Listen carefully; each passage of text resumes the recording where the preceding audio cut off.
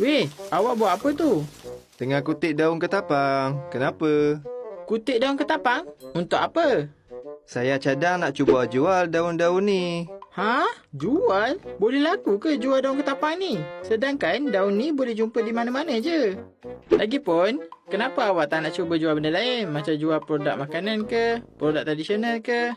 Atau apa-apa je lah. Ha, awak ada pernah dengar satu cerita tak? Ha? Cerita apa? Nah, cuba tengok ni. Awak tahu tak, ada seorang pensyarah ni pernah jual daun ketapang di platform eBay dan boleh jadi untung tau.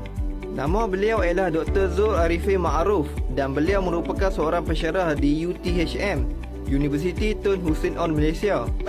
Dr. Zul telah mewujudkan satu bengkel perniagaan iaitu kelas Export Overseas Academy.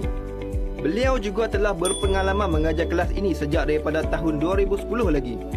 Dalam kelas ini juga, Dr. Zul akan ajar macam mana nak berniaga barang ke luar negara dengan menggunakan platform eBay.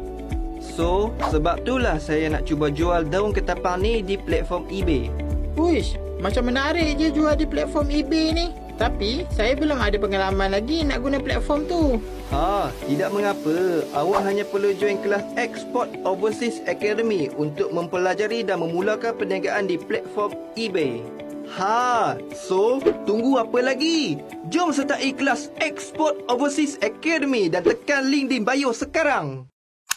Klik link di bawah sekarang, masuk ke website Bengkel Export Overseas, daftar sekarang dan masukkan nama, email, nombor telefon, proses pembayaran. Jumpa di Bengkel Export Overseas. Duduk Malaysia tak apa, janji gaji mesti.